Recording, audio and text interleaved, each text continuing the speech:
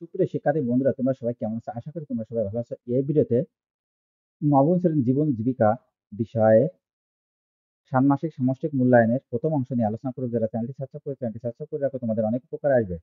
প্রথম অংশে পরিবারের জন্য ব্যবসা নির্বাচন করা দরকার, পারিবারিক আর্থিক পরিস্থিতি বিশ্লেষণ। প্রথমে পারিবারিক আয়ের সর্বোত্তম ব্যবহার বিবেচনা করে একটি পারিবারিক বাজেট তৈরি করতে হবে। দেখো, আমি এখন এর প্রথম অংশের উত্তরে চলে আসছি। পারিবারিক আয় সর্বোত্তম ব্যবহার বিবেচনা করে একটি পারিবারিক বাজেট তৈরি করা হলো। দেখো, এখানে খাদ্যের ভিতরে রয়েছে, তারপর রয়েছে 2 নম্বরে বস্ত্রের মধ্যে রয়েছে, তারপর 3 গৃহস্থলী, তারপর 4 যোগাযোগ ও যাতায়াত ভাড়া, 5 ইউটিলিটি, তারপর 6 চিকিৎসা, 7 বিনোদন। মোট দেখো 7,000 টাকা। আশা করি তোমরা এটি বুঝতে পেরেছো। তারপরে অংশ দেখো, এরপর পরিবারের আর্থিক অপচয় রোধে কি পদক্ষেপ গ্রহণ করা যেতে পারে তা উল্লেখ করতে হবে। দেখো, আমি এখন এর উত্তরে চলে আসছি।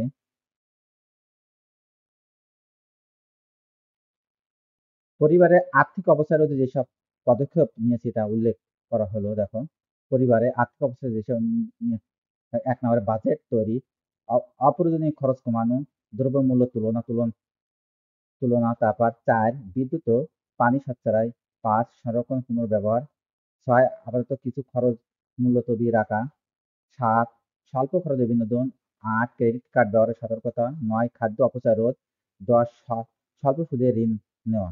আশা করি তোমরা এটি বুঝতে পেরেছো। তারপরে দেখো, এরপর সময় সুযোগ নিজের সক্ষমতা অনুযায়ী অর্থ সঞ্চয়ে যেসব কাজের দায়িত্ব গ্রহণ করে সেগুলোর তালিকা তৈরি করো। আমি দেখো এখন এর উত্তরে চলে আসছি। সময় ও সুযোগ নিজের সক্ষমতা অনুযায়ী অর্থ সঞ্চয়ে যেসব কাজে অংশগ্রহণ করে তা উল্লেখ করা হলো। সময় সুযোগ নিজের অক্ষমতা অনুযায়ী যেসব অর্থ সঞ্চয় কাজে অংশগ্রহণ করেছে তা উল্লেখ করা হলো। দেখো, অংশগ্রহণকারী চাকরি, স্বাধীন পেশা, উদ্যোক্তা কার্যক্রম, পুঁজি, বিনিয়োগ, বাড়তি আয়, বিভিন্ন প্রকল্প কাজ করা, প্রশিক্ষণ ও দক্ষতা বৃদ্ধি, উদ্যোগে সাহায্য করা, বাড়ির কাজ, ইভেন্ট আয়োজন। আশা করি তোমরা বুঝতে পেরেছো। তাহলে আজ এই পর্যন্ত। Thank you everyone.